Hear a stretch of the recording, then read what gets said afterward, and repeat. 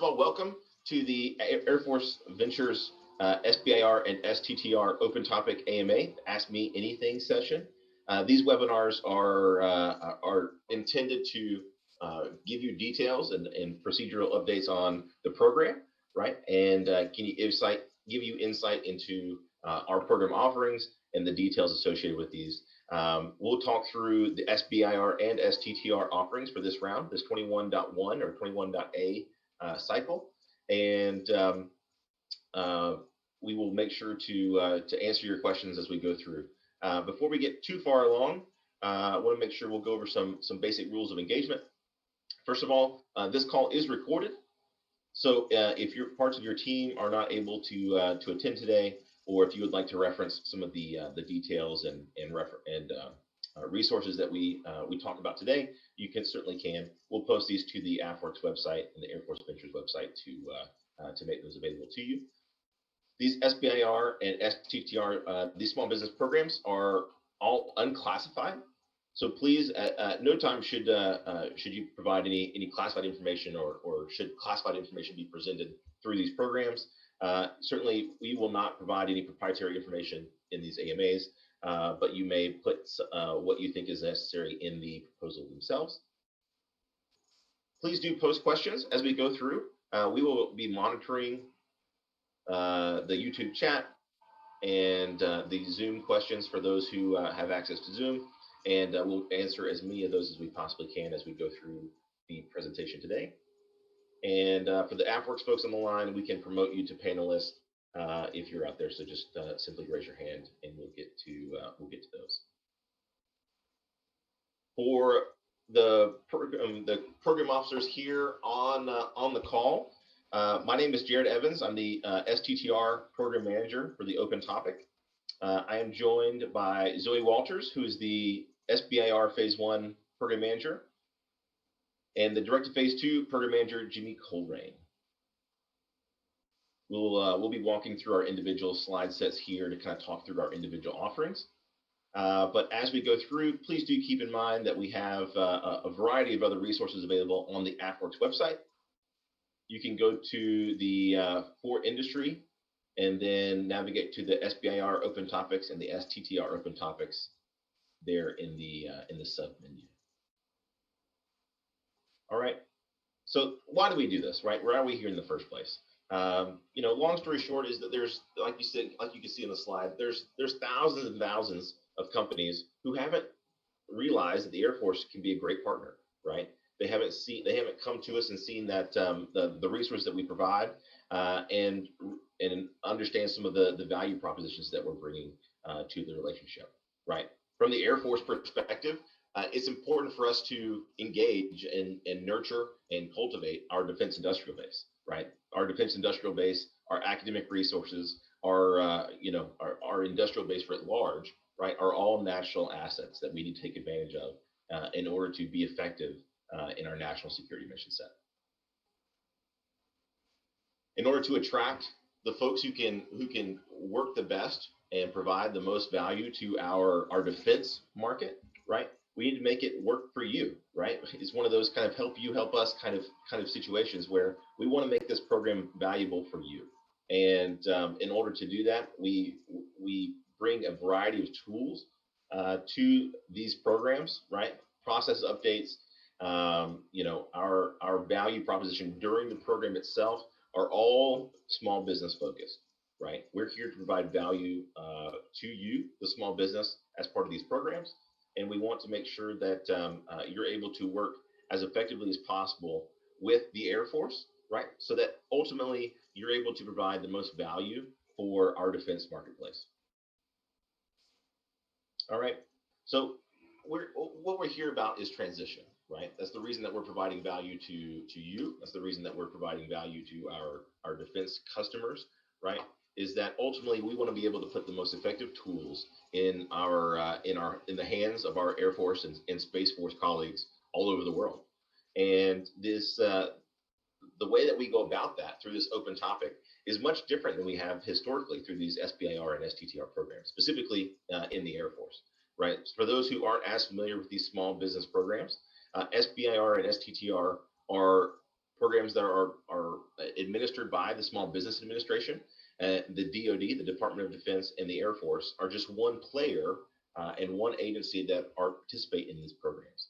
And by so what you're going to see is that these AFWERX topics are specific to the Air Force process, and we are turning this process on its head, right, in terms of the way this has been done historically. Frankly, historically, how this works is that the Air Force or the participating agency would go out with topics, and we would have to ask for certain things that we think that we need, right? That process can include a variety of errors based in us not knowing what is available to and not communicating those requests effectively. So what we have done with this open topic is that we have removed us from that initial piece of the equation, right? So any technology, any qualifying small business can come to us through this open topic platform and find ways, identify and codify their demand signal inside of the Defense Department, inside of the Department of the Air Force, and then work with those customers, those early adopters, generate prototypes, and grow and scale their technology with our non-dilutive funding throughout the course of the program. And ultimately, through all of the offerings that we'll talk through, you as the small business receive a sole source justification for the scope of your work for any federal agency. So that is to say, when you receive these SBIR and STTR contracts, you're able to then sell that directly to any federal agencies across the U.S. government. And that may not sound like a lot, right? From the outside looking in, you think that would be available already. That's a huge value proposition for the Air Force folks, for the federal government folks. One of the things that it doesn't always get communicated very well is that it can be very difficult for government entities, whether that be your fighter squadron or whether it be somebody in the rest of the federal government, to procure things for their mission set. And the way that this provides value is that instead of having to go through 6 months, a year plus of paperwork to generate requirements, do market research, compete contracts, they can come directly to you and they can procure and develop your technologies with you directly. So that cuts out a ton of time and effort needed from the government personnel to work with you directly later on. All right, so there's a variety of new things happening in the program, right? We are always trying to find ways to provide value, again, to the small businesses, to our government customers, and to make this program more effective for you all, right? The first thing, right, new partners and new opportunities. As you heard from a variety of speakers, whether it be Colonel Diller, Dr. Roper, or others last week in the AFWERX Accelerate program, you'll notice that we talked about SpaceWorks, talked about the potential of Space Prime, the new digital works that's coming up in Ohio, our Spark Cell network, it continues to grow, and we also have new mission area programs that we can talk through.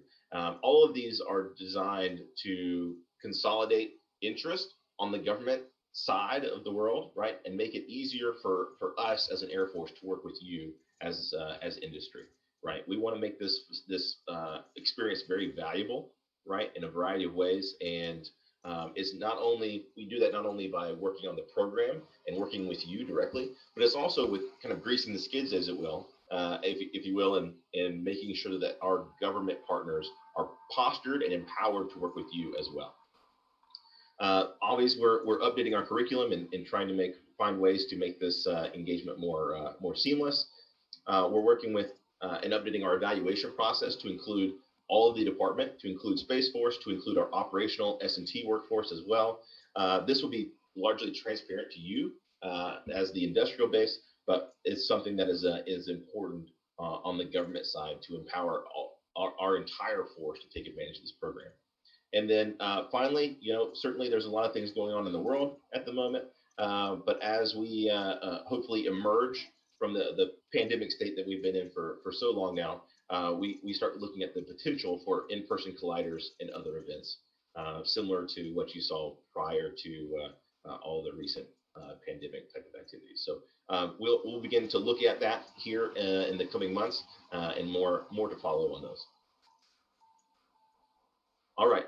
So when a lot of people think of Air Force Ventures, they think of SBIR or STTR, right? And they kind of think it's one consolidated thing, right? And that is true in terms of process, right? These offerings follow the same process, follow the same timelines, but it is important to note that there are 3 separate offerings every cycle. So there is an STTR Phase I, the Small Business Technology Transfer, and there's also SBIR Phase I and Direct to Phase IIs. You can see the awards are very similar, right? For the Phase Is, the Direct to Phase IIs obviously skip to that Phase II tier, if you will. And based on the funding streams, you know, we're limited in the number of awards that we're able to do. These are very competitive contracts to receive. So, you know, we do have to go through a very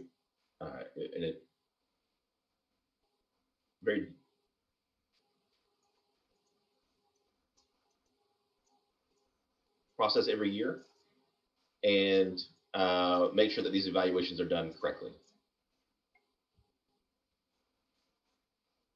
All right, so first of all, I'll cover the STTR and finally hand it over to Zoe and to Jimmy as we move through here. Thank you. All right, so STTR specifically. STTR is a 3-phase development program that we talked about that is specifically tailored to commercialize this dual-use research, right? There's caveats in here that we'll talk through in just a moment that makes it different, that kind of highlights the difference between STTR and SBIR. But ultimately, we want to engage the university community, the research community, the nonprofit community, and allow them to bridge between kind of where they are in that lab and research space and pull that compelling IP, elicit that compelling IP into the commercial space through this program. You know, we want to help leverage our non-dilutive DoD funding to buy down some of that technology risk, and ultimately foster commercial success for you and your company. One of the things that we do want to highlight is that the Air Force iteration of the STTR program are not research grants, as you see with NSF programs and with some others. These are in government contracts. Okay. So similar to SBIR, you know, again, the process is very much the same. The sole source justification is all the same, just as you would see with the larger SBIR program. But there are some unique qualities based on the STTR program guidance.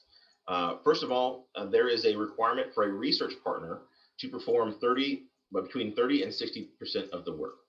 So that includes all the work that's going to be done for each phase, right? And the other thing I wanted to highlight here is that we're talking about one qualifying research partner has to meet that requirement. You can have more, but one of the research partners does have to meet this requirement. One of the things that we'd like to highlight as well is that these research institution is not necessarily just a university. It can be a nonprofit, it can be an FFRDC, a federally funded research and development center, or a variety of other things. So we'll talk about that here in just a little bit as well.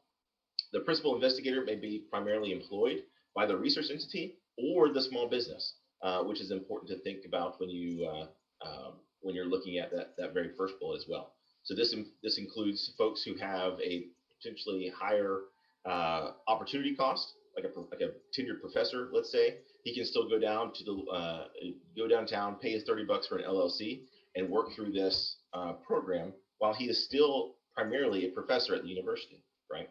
And that works similarly for other research positions as well. Ultimately, you know, we're going to leverage programmatically our ties with both the R&D communities as well as the operational communities as well. So this is really important when you're talking about commercialization and transitioning things from the lab and research space into the commercial space, where people outside of your research focus are going to be investing in what you're doing. The proposal structure is going to be the same between STTR and SBIR, but there are some things to note.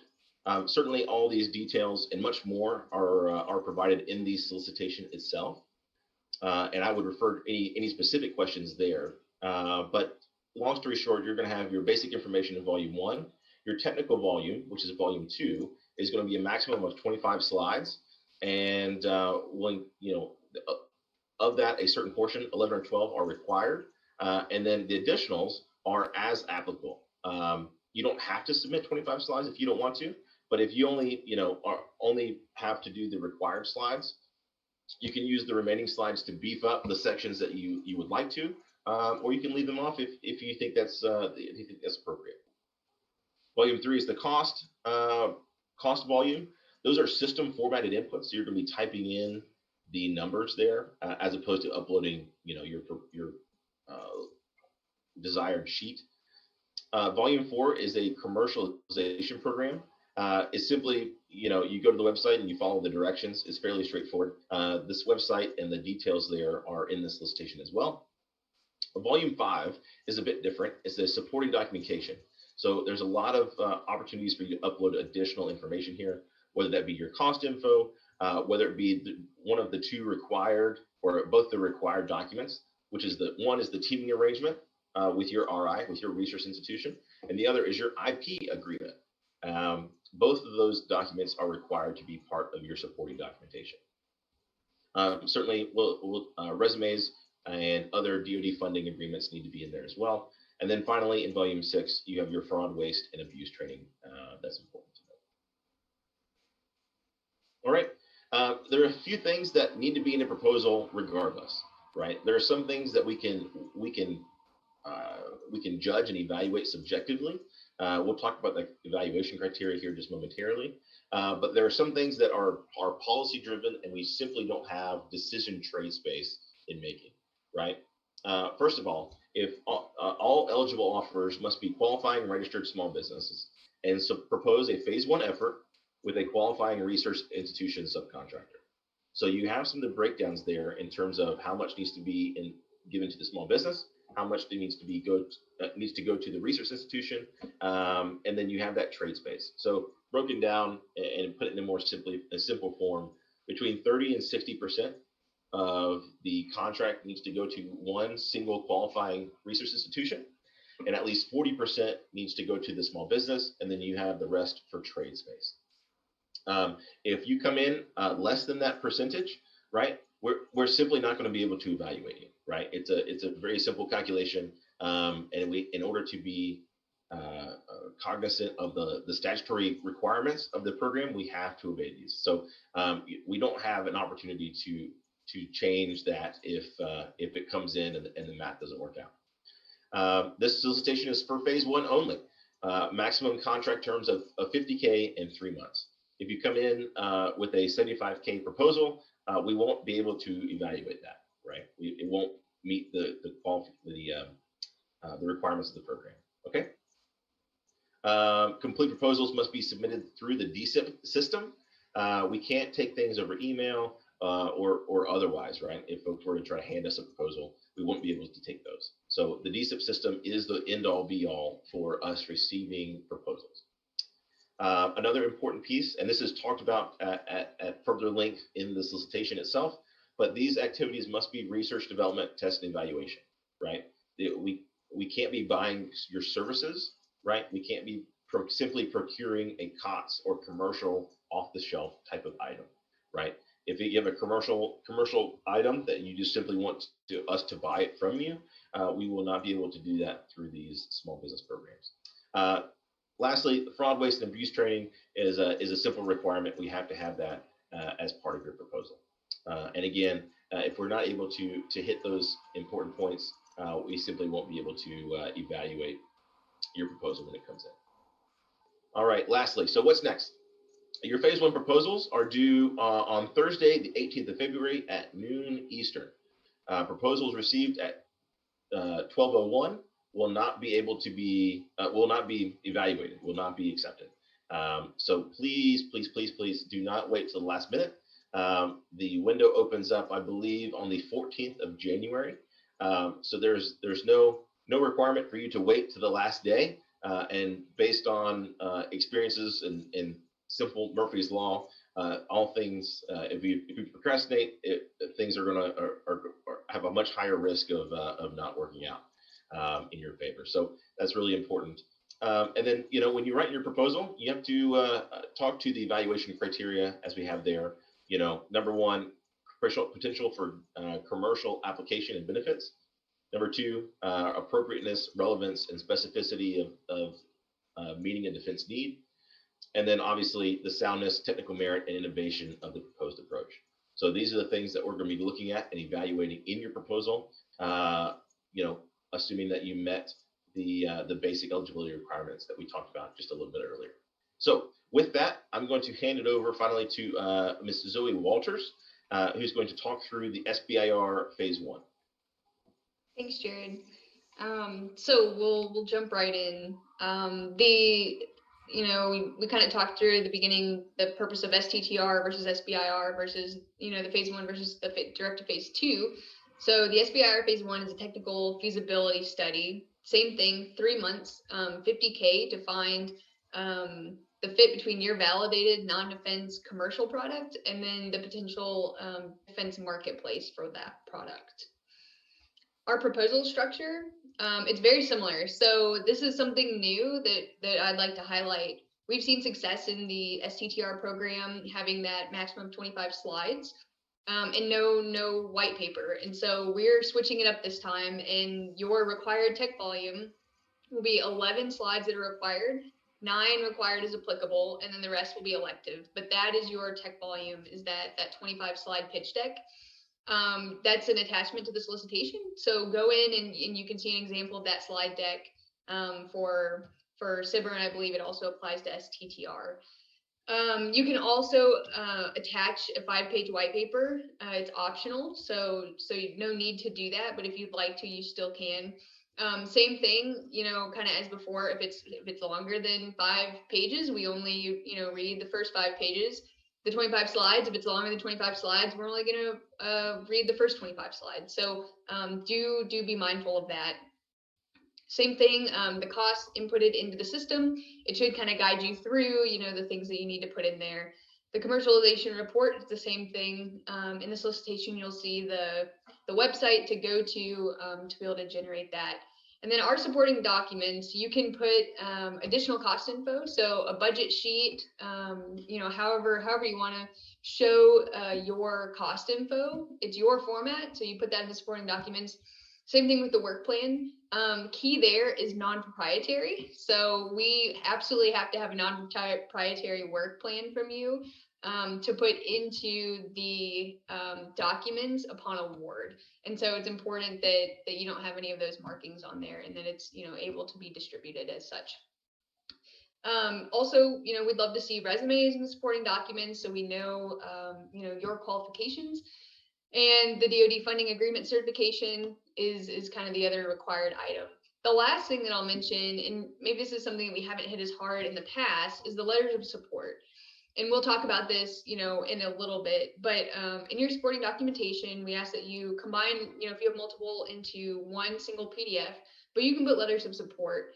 So if you actually, have found an Air Force customer, or if you, been talking with somebody from a specific organization, either within the DoD, we've also seen letters of support from folks in industry to show your commercialization potential. Please put those in your supporting documents. We like to see them and read them. It gives us more information about you, your company, and then the specific solution that you're proposing. And then volume 6, as Jared said, is the fraud, waste, and abuse training. Got to have it. So please make sure that that's in there. So the non-negotiables, we talked a little bit about it, but you guys have to be qualifying registered small businesses. You have to have a DUNS number, cage code, all that stuff, the SAM registration. The solicitation is for Phase I's only, maximum of $50K for 3 months. So, as stated before, if you propose $500,000 in 12 months, we're not going to be able to award that to you. It's going to be outside of the scope of what this solicitation is for. So the other thing, complete proposals have to be submitted through DSIP. We cannot accept anything, via email, via any other, means. Even, if let's say you submit your application, we've had this in the past, and then something changes in your company, you try to submit, an update to us personally, we can't accept that. We can only evaluate what we get through DSIP. And so you have to ensure that every part of your proposal and the information that you have is submitted straight through DSIP. So you must be RDT&E. You must be proposing research and development, test, and evaluation, one of those two. If you go through the solicitation this round, especially in the phase 1 and the direct phase 2 instructions, it really lines out pretty well what RDT&E is, what constitutes RDT&E. You can propose a commercial solution. That's what we want you to do. But in that commercial solution, you have to show where that research and development, test, and evaluation would occur. Are you tailoring, your solution to meet a defense need? Are you doing test and evaluation with your commercial solution in a DoD environment?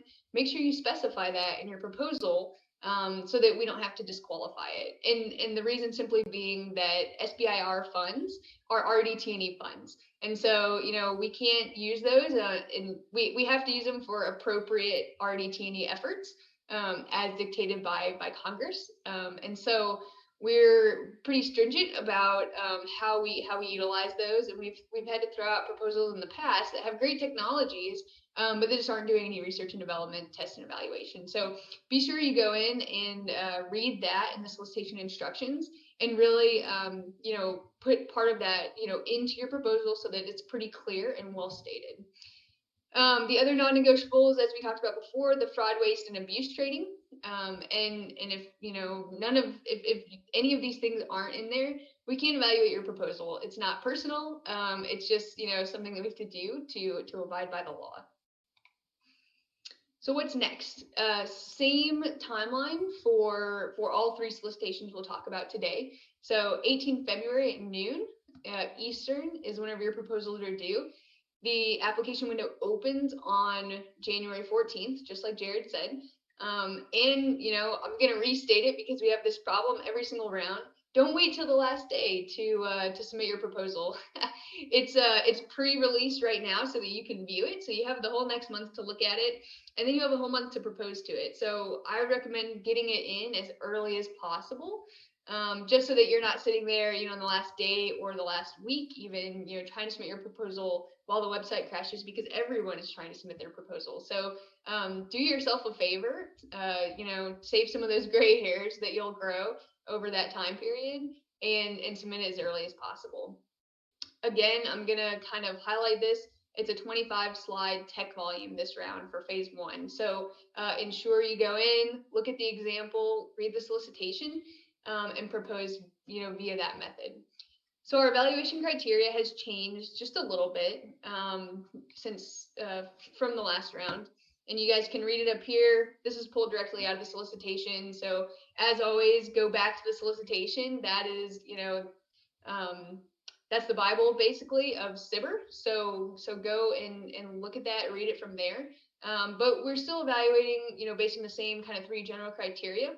And that's commercialization potential, defense need, and technical merit. So I'll throw it over to Jimmy to go through the direct to phase 2.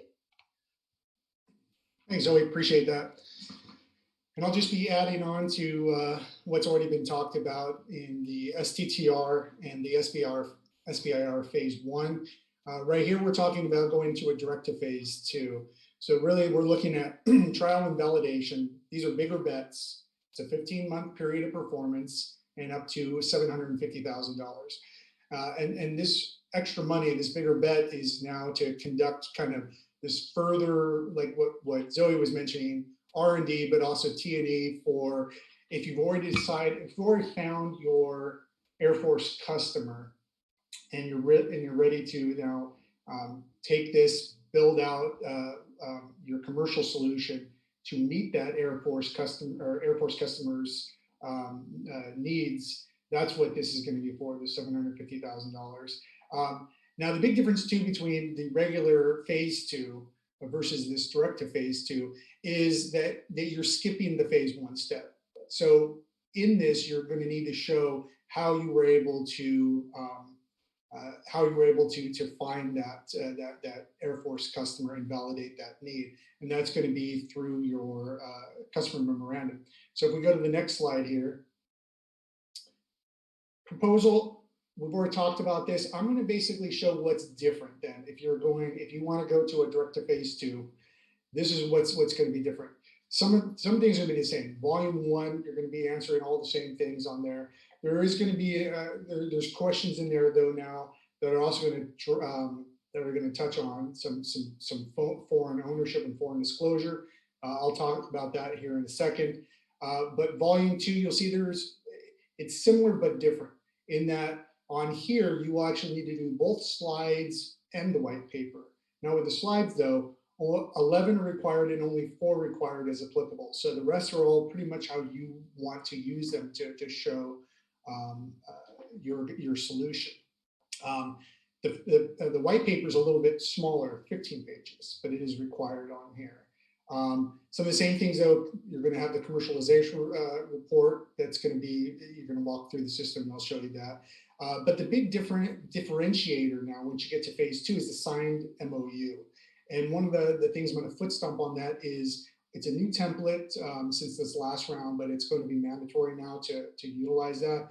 And that's really because it's capturing a bunch of different information than it had in the past. So it's super important to really get that down. And really when you're for the direct to phase 2, that's one of the biggest things we look at because it touches really on the commercialization side piece, but also the defense needs. So, and I'll talk a little bit more about that here in a second.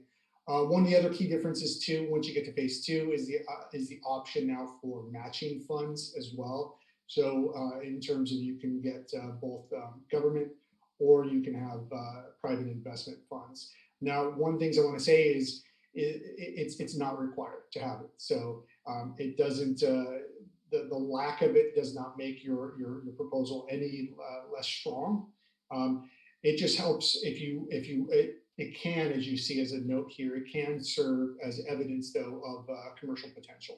So, but the great thing is if you do get a government match on there, it just adds extra dollars to your phase 2. So you have extra funds to work with on that.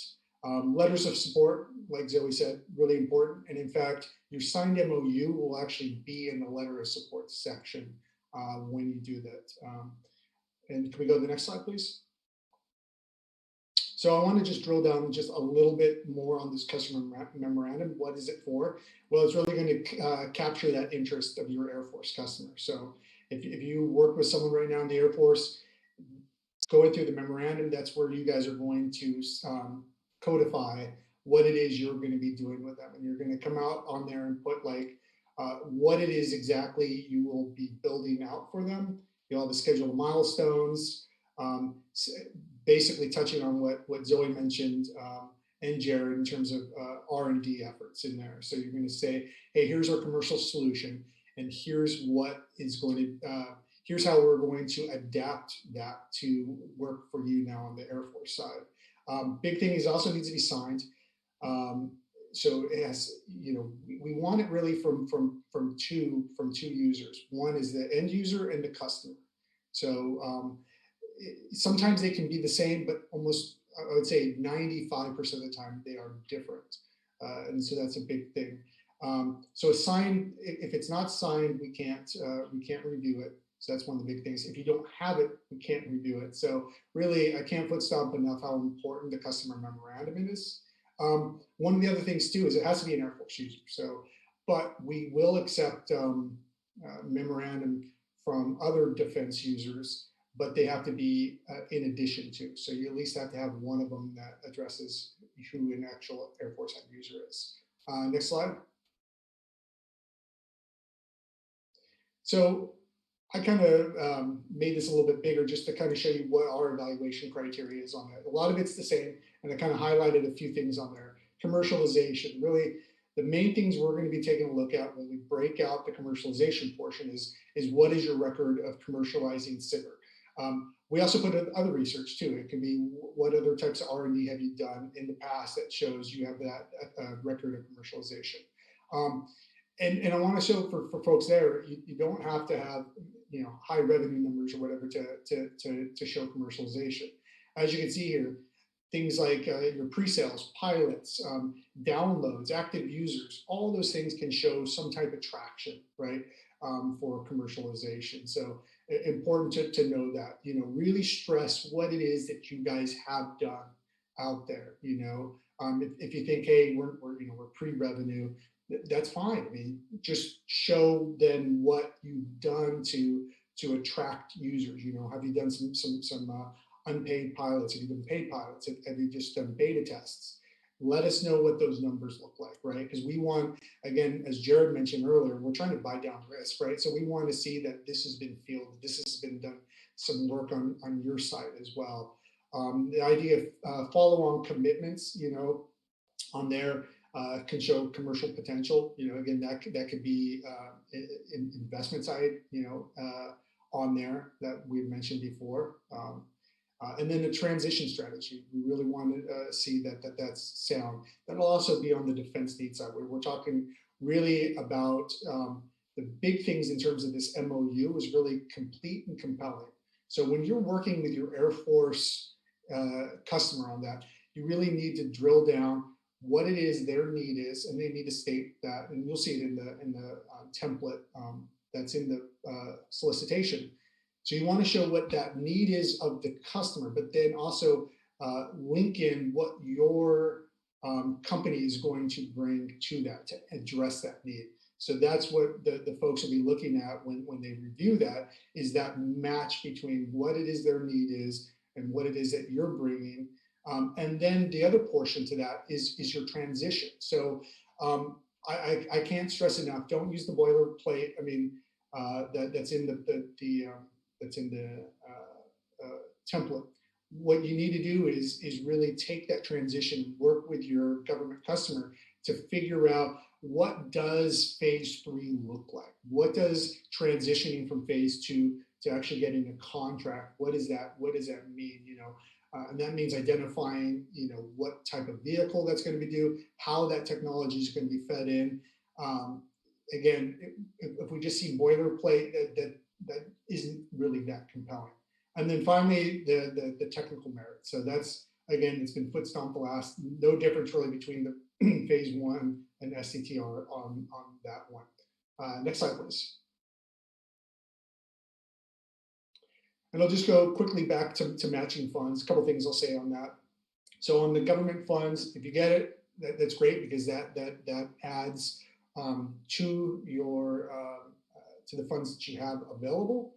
But they need to be received within 30 days of closing. So that'll be important if you do have that government customer that wants to chip in dollars. Make sure that they're working with us to get that in there.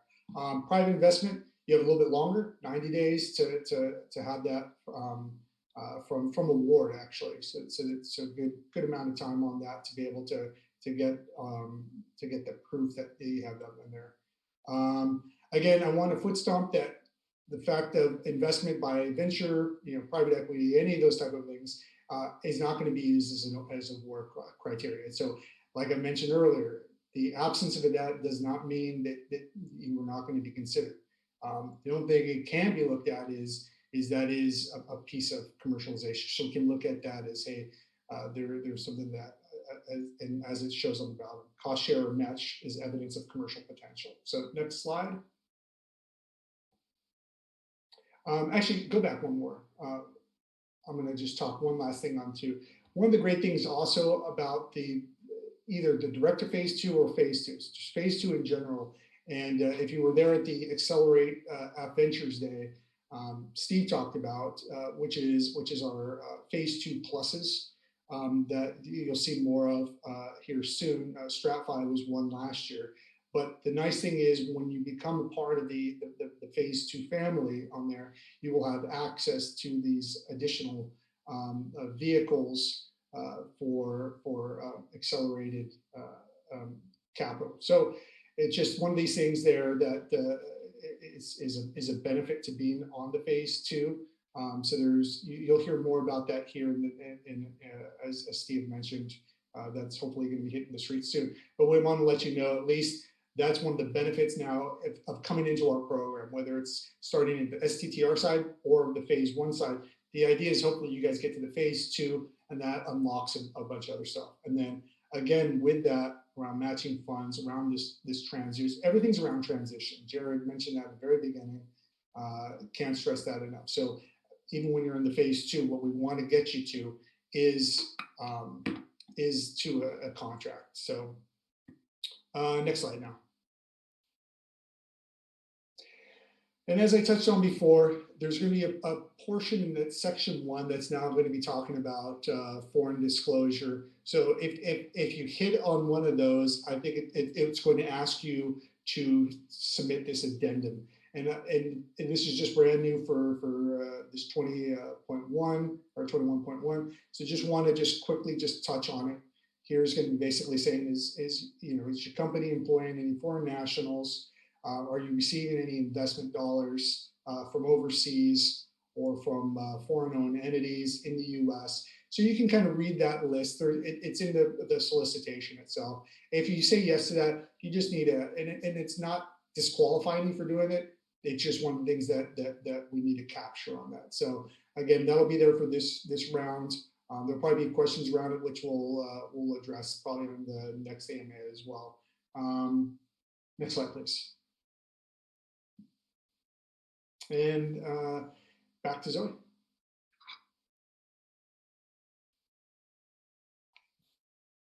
Thanks. So I wanted to go through a couple of ways that you can identify a defense need. We've seen a couple of questions so far about the mission areas and if they'll be updated for this round.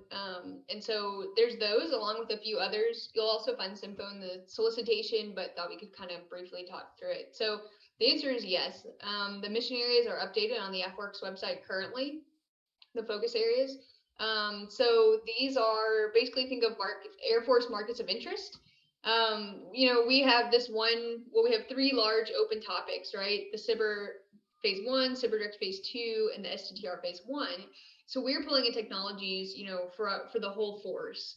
And so that said, the way that we kind of decide how we can utilize our money best, and how you all know, which program offices, groups, or organizations need specific technologies is through these focus areas. And so I do encourage you all to go. There is a Word document on the website. There's also kind of like a live version of that. And then there should be a way for you to be able to reach out to that POC who wrote that to maybe have further conversations. That said, once, if you've been selected and awarded, we will go and we'll ask you, hey, would you like to be connected to any of these focus area POCs? And that's your opportunity to kind of jumpstart the technical feasibility portion of your Phase I. So I guess one more thing to mention about that, if you do find one of these focus areas or a mission area elsewhere listed that you think you could propose towards that your technology could solve that problem, then we ask that you name that on your proposal, just so that we have a better understanding of the kind of area that you're looking to apply your solution. So a couple of those other places are Air Force Tech Connect, the small business specialists. So those sit at various bases. They can help you to connect your solution to different folks within their organizations. The Procurement Technical Assistance Centers, so PTACs, also across the country. AFWERX challenges are a good way to see, if your solution solves one of our current needs. And the same thing with the Defense Innovation Marketplace. So, like we said, we're recording these. These are also all listed in the solicitation, so don't worry about writing down the website info right now. But you'll be able to find it, and I do encourage you to click around on there and kind of see, which ones fit you. So kind of one of our last slides, you'll find this on the AFWERX website. As we mentioned before, if you go to the AFVentures tab and then down to either SBIR or STTR, there's a how to apply section. That kind of takes you through it in maybe more layman's terms than you will find elsewhere. But you can review the full eligibility guidelines in that here box. So I do encourage you, if this is your first time especially, to go and look at the eligibility lines and make sure that your company qualifies for SBIR STTR. And the kind of big ones are be at least 50% US owned, and you have to have less than 500 employees. You also have to have a registered, in SAM, have to have a cage code and a DUNS number. Those are kind of the big ones. So with that, like I said, the Q&A, this video will be posted up on the AFWERX website after the call. You'll be able to find that under the SBIR tab, probably the STTR tab as well. And our next AMA will be on January 8th at 12 Eastern again. So we hope you enjoy your Christmas break, and we'll see you guys back in January. And this time I'll turn it over to the team. We'll do our best to answer as many questions as we can in the 11 minutes that we have remaining.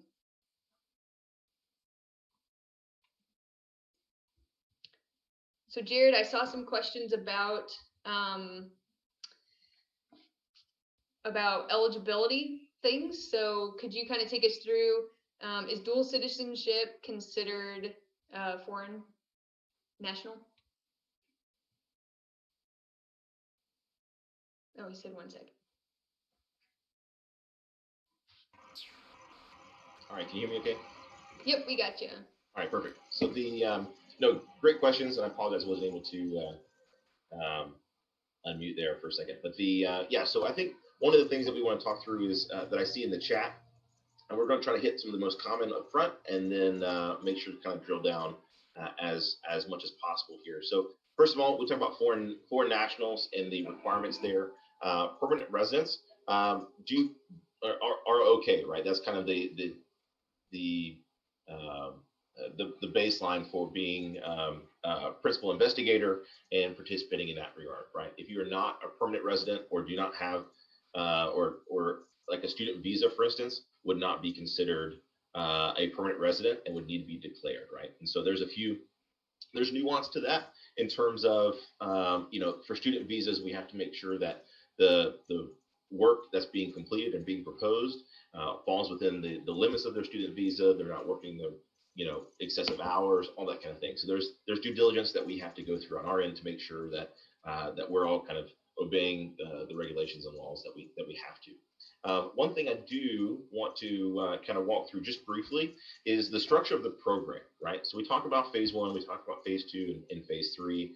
I think a lot of you are familiar with the supplemental programs, TACFI and STRACFI, that we have really highlighted in the Accelerate event here just last week. And so I want to kind of walk through that really briefly, right? So this phase one effort that you see with SBIR and STTR is a 3-month, 50K effort, right?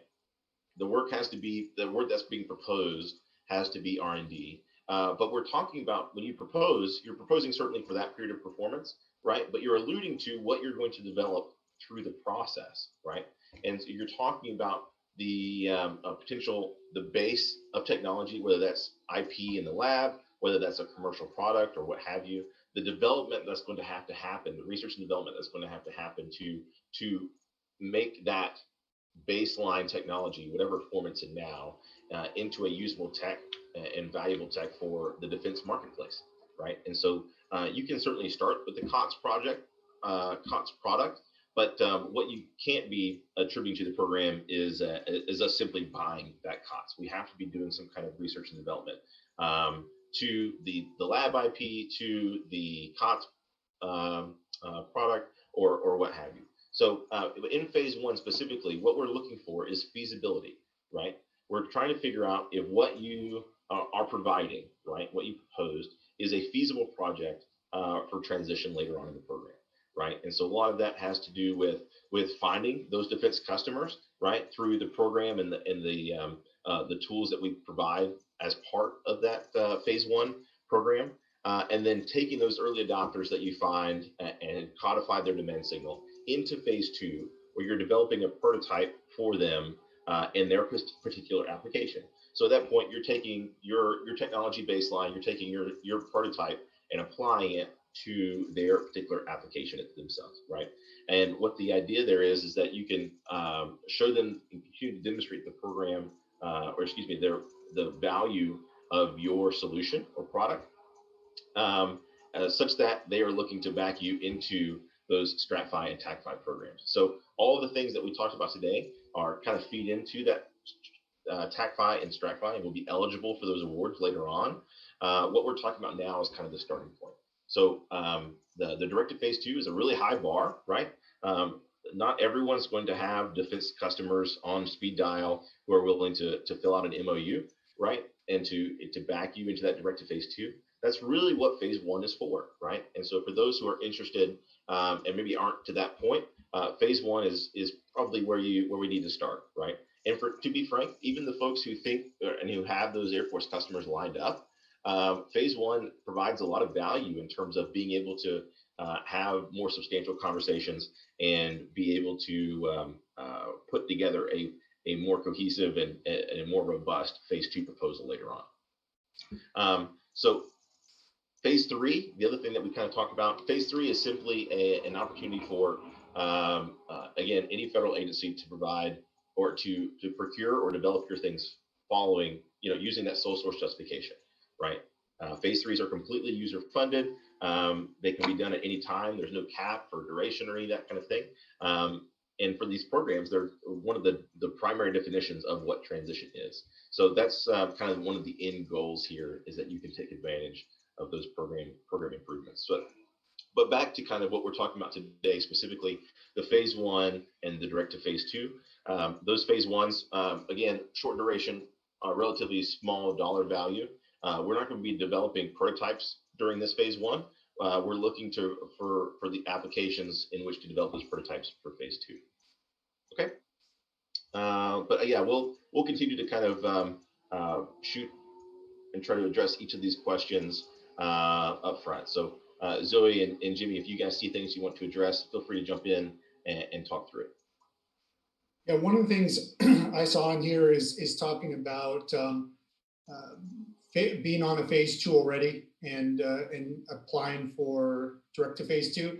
The answer is yes. You can, and in addition to that, you can submit to multiple direct to phase 2s as well. The only thing you got to remember on that is it needs to be for different types of work. So it cannot be doing the same type of work on that. But if you're proposing different efforts with different customers, that's completely fine. So you're not held down because of that. So. Yeah, and I think just kind of to piggyback off that, if you apply to direct to phase 2, we also encourage you to apply to the phase 1, just due to the competitive nature of the program.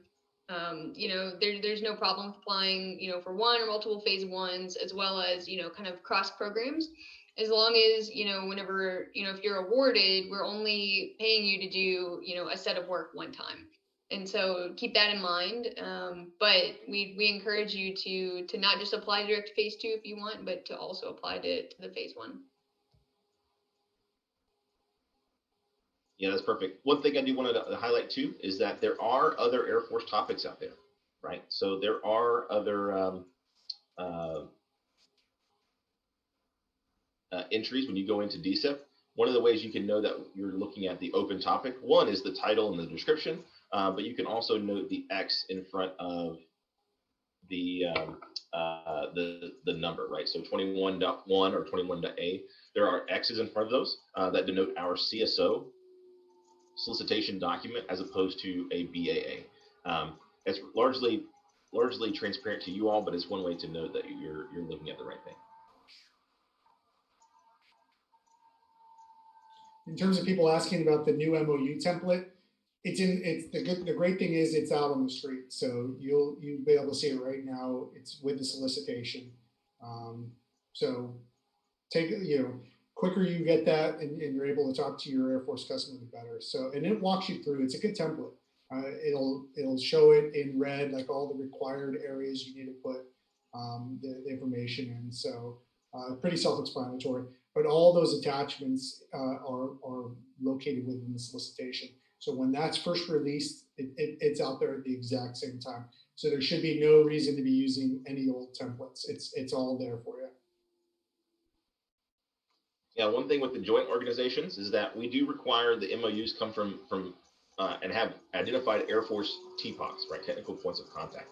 So these are Air Force funds that we're using, right, to fund these programs through this open topic. And so it's important for us to make sure that we're abiding by the appropriation guidelines in terms of paying for Air Force things, right? And so one way is that we do that is requiring, those Air Force TPOCs to be identified in those MOUs. So one thing to keep in mind is that certainly the Air Force has Air Force people, right? That's obvious, but it's joint organizations do too.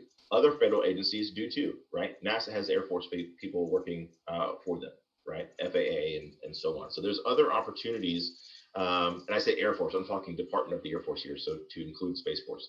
But it's important for those folks to be identified again. So you can have joint organizations leveraging this process, but we do need to identify those Air Force, Department of the Air Force POCs.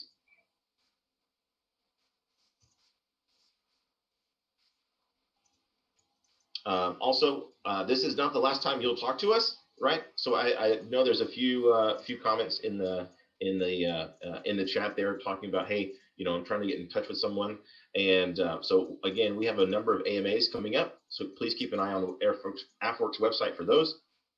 And also, we have there's a number of help desks associated with the DSIP system, with Air Force Ventures, and with the SBIR and STTR that you can reference as well.